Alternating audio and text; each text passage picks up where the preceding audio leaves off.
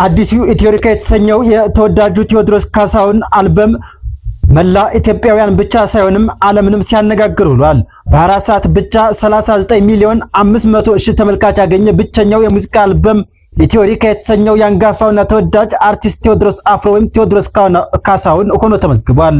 ድምጻዊ ቴዎድሮስ ካሳሁን ቴዲ አፍሮ ከ9 ዓመታት ቆይታ በኋላ 18 ሙዚቃዎችን ያካተተ ኢትዮሪካ የተሰኘ 6ኛ አልበሙን በትላንትናው ዕለት ከቀኑ 8 ሰዓት በይፋ የለቀቀ ሲሆን ከፌስቡክ እስከ ቲክቶክ ከዩቲዩብ እስከ ኤክስ የማህበራዊ ሚዲያ ገጾችም መነጋገሪያ ሆኗል።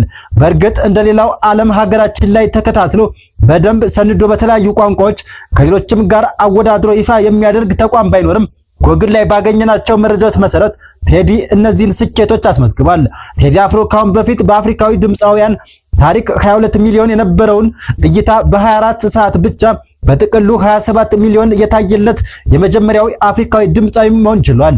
ከዚህ ባሻገር የድምጻዊ የዩቲዩብ ቻናል ትላንት በተመሳሳይ ሰዓት ከነበረው በ24 ሰዓት ውስጥ ከግማሽ ሚሊዮን በላይ አዲስ ሰብስክራይበር በማግኘት 1.84 ሚሊዮን መድረሱንም በሌላው አፍሪካዊ ታይቶ የማይታወቅ ሆኗል።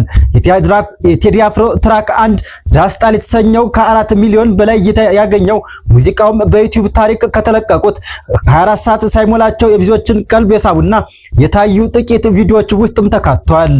የዓለም ሪከርድ የሆነውን በተር 113 ሚሊዮን እይታ ተነስተን ወደታች ስንመለከት 39.5 ሚሊዮን እይታ በማግኘት በ24 ሰዓት ከ20 ሚሊዮን በላይ እይታ ካገኙ ምርጥ 20 አርቲስቶችም አንዱ ያደርገዋል። በዚህን ያህል ተመልካች ያገኘ ከእንግሊዝ ቋንቋ ውጭ የተሰራ የመጀመሪያው አልበም ሆኗል። በዕለቱም ዩቲዩብ ላይ ሰርች በመደረግም ቴዲ አፍሮ የሚለው ስምም በቀዳሚነት ተቀምጧል።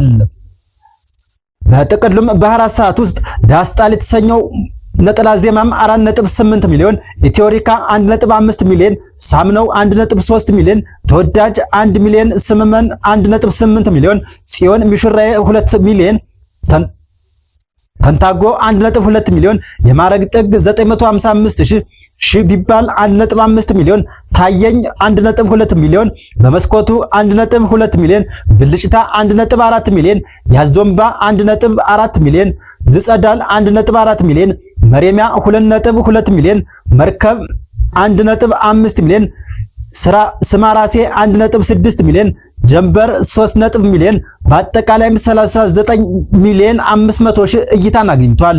ከእይታውም ባለፈ በመላው ዓለም የሚገኙ ኢትዮጵያውያን በአንድ ድምጽና አብሮነት የቆሙበት በአድናቆት የፌስቡክ ግድግዳቸውን ያሸበረቁበት በመሆንም ሌላኛው ድንቅ አጋጣሚም ሆኖ ተመዝግቧል።